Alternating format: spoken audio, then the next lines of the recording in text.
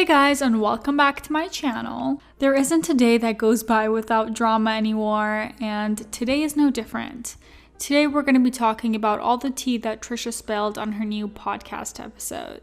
In this episode, she talks about Colleen, about her apology to BunnyXO, who was the person who hosted the podcast with Jeffree Star, and also Adam Mcintyre's reaction to what she said. So first off, let's talk about Colleen. She brings up Colleen with her co-host and talks about the Jojo Siwa situation. She starts off by saying it's not drama and she doesn't understand why people are calling it that. It's beyond drama when it involves children. She says that Colleen takes no accountability and that's the main issue. Trisha points out how frustrating it is that someone who was 27 when she became friends with this 12-year-old is being defended at all. Adam added his commentary about it, that JoJo has had a history of defending predators because she has defended Shane Dawson and James Charles many times in the past. He says, can we really say that JoJo is someone that is like really positive? I understand the point here, but can we say that JoJo is someone who's really positive whenever JoJo has now gone out of her way to promote predators on multiple occasions to her literal baby audience? My sympathy for Jojo Siwa is very thin, very thin. Trisha goes on to talk about the level of manipulation that she felt from Colleen, that it makes her even more upset about JoJo because Colleen tends to build a narrative. The only reason I use the word manipulation is because I feel like I have kind of a unique perspective on the situation because I was also friends with Colleen when this happened, and I did also feel some sort of oh, I know Colleen, or she never brought this up before, I never seen her do this, but the manipulation I felt by her, and I truly do, and I don't use that term loosely at all, I think that's why I have so much anger still, and I feel like I see this almost with JoJo, it's manipulation. She then points out that the only person who must be telling her this narrative has to be the people involved, so it should give us a little bit more perspective on how she feels right now behind the scenes. Trisha genuinely thinks that Colleen feels this is all just cancel culture and doesn't feel like what she did was wrong. She then talks about the time that it was exposed that Colleen had been sending her nudes to Johnny and Adam, and when she brought it up to Colleen, she says, she kept pushing to come back with the podcast, and when I started really listening to this stuff, I was kind of I don't know. And yes, being a skeptic, being her friend, being an influencer, yes, lies are told about you. So you're just okay, let me hear more. But she was constantly pushing to do the show. She was yeah, we'll talk about it on the show, was the first thing she said.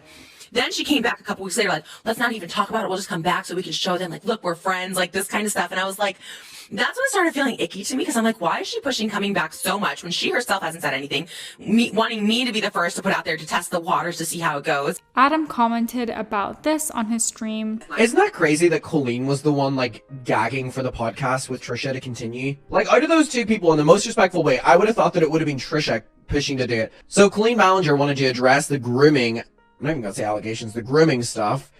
Oversharing podcast. That was what Colleen did. She wasn't going to address it on her main social media platform. Colleen Ballinger was going to address the grooming stuff and being inappropriate with children on the Oversharing podcast with Trisha Paytas. Great job, Colleen.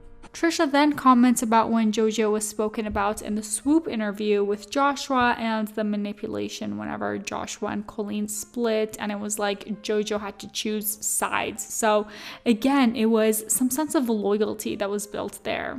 And not everyone had the intentions, but I think in general, being friends or too friendly, even in that situation with a child or sharing this information about a divorce, information about any of this stuff, is they're a child. It's the fact that JoJo was even witness to all of that and involved with all of that to that extent is disturbing. You idolize this person, you obviously have these rose-colored glasses on. She goes on to say that even though Colleen and JoJo are close friends and JoJo loves Colleen, you can still love someone and think that they're in the wrong. You can be there for them privately so they don't harm themselves, but it doesn't make them any less wrong. Trisha then says that Josh talking about her cheating on him takes away from the grooming situation. She calls the Swoop documentary entertainment. Adam disagrees with Trisha here, though, and says, people taking it seriously when he just starts like, you just start adding stuff in there just to add stuff in there. You know what I mean? It's like, I think he just takes away a little bit. And it's like, he's like, I disagree here. I think Josh had every right to speak out. And I also think, furthermore, like, this is the only time that he's really been able to speak out. And I do think, like, even if it's just adding to the character, like, depiction of her, I think it is relevant. And I do think that he did the right thing by speaking. And I think that it was a really brave thing. I don't think it takes away from any of our stories. And I think that I'm glad that he got to speak up. And he also validated us in a lot of ways as well. I mean, can't two things be true at once, Trisha? They also talked about how Trisha was used by Colleen to go against Josh as well all those years ago. Josh had said in the Swoop documentary that Colleen was talking to Shane Dawson throughout their honeymoon and bad-mouthing him. Trisha mistakes when Josh said this for thinking it was only after the breakup that she started saying all of these things, but Adam says otherwise. It was also during their honeymoon. Adam then remembers a time where Trisha herself was being used as a weapon against Josh and said, this was something I brought up, and it was, remember Trisha's big Instagram story that we watched? It's like 20 minutes long of her being like, fuck you, Josh, you don't love your new, or what was it? You got your wife the same ring you got Colleen, fuck you, Josh. Remember I brought that one up and I was like, oh, this kind of gives me that Colleen fed her a bunch of information. I think Trisha is clearly about to say that she doesn't like Josh for other reasons, but I mean, she did just say that Colleen was talking shit about Josh to her, so can two be true at the same time? Maybe. Trisha talks about the voice notes that Colleen sent her when everything went down, and she was like, am I losing you, as a way to guilt trip her and manipulate her. She said that Colleen would send voice notes all day and all night for those few weeks that the things were happening, saying like, I can't eat and I'm not seeing the kids anymore, and many other things. Adam comments on this saying, sending all these voice memos, stressing them out. Wait, what the fuck? First of all, why are you saying this all to Trisha Paytas? It has just been exposed what you have done to Trisha, so shut the fuck up. Also, why couldn't she see her kids? Didn't they all live together? In this podcast, Trisha also apologizes to BunnyXO. You might remember this situation from our video covering Jeffree Star's appearance on her podcast, but in case you didn't, Trisha said that she got a once-in-a-lifetime opportunity to go to Vegas and do something that she could not let pass her. She was meant to go on Bunny's podcast that day, but canceled at the very last minute. She acknowledges that she ghosted Bunny and that she was wrong for what she did.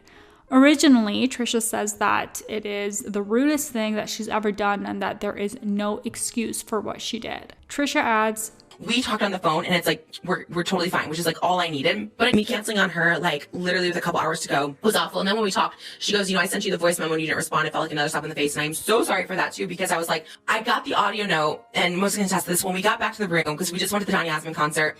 I'm just like, so, it was on a high from that. On top of that, my baby's not sleeping, so my mom was watching her, so we're trying to get the baby to sleep and stuff like that. It wasn't until the next day I was like, oh my God, I did not respond to her.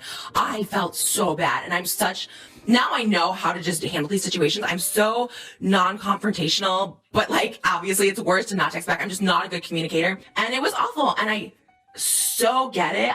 Oh my God, I was mortified, I was embarrassed. Trisha also apologized to Adam Mcintye after a tweet he came out with, saying every time she mentions him, she would do this disclaimer that basically bashed Adam. And he said that the way she would mention him, it would preempt her audience to not believe him. Trisha would say, Adam hates me, or Adam always talks about me, which painted him in a negative light, despite the fact that he has been supportive of her.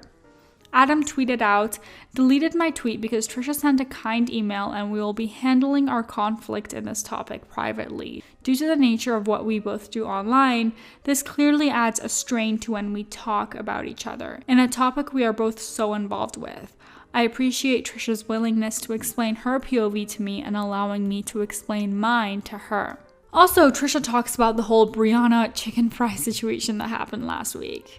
So, to summarize, on Barstool, they all went over and used to talk about Trisha's OnlyFans, and one of the co-hosts, Brianna, was involved in this, and so she disliked her, obviously, as a result of that. Trisha said last week, but there was a video of Barstool Sports employees like making fun of my OnlyFans. I do remember it was that, like two girls and two guys, and I'm like, you are so disgusting and sick and twisted. Like, no matter what, no matter how much money I make, no matter the choices I make putting stuff out, it's like, that's me at my like literal most vulnerable shit. That's why I get pissed about anything naked, nude, any stuff like that. Like, yes, I put it out there and like that's how I make money. I already talk about so much about my insecurities with my body, all stuff like that. Like, I don't know what it is, why people want to take that moment. Like, there's so many things to critique me for and hate me for, but you're going to take that, like my naked body, and like make fun of me. Like, I just think that's like literally the scummiest of the scummy. Now, this week, Trisha was given an apology by Brianna Chickenfry saying, she sent me a really nice apology. She is 24, so I was, when people are young, I get it. When you're like laughing or making fun of someone, that's why I don't like high school boys, because they're the kings that just like laughing and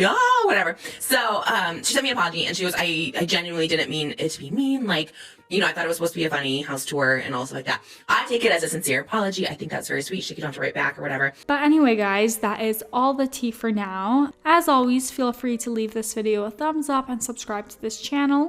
Hit that notification bell so you don't miss out on any new tea spills from us. And for now, here are some well-deserved eye bleach.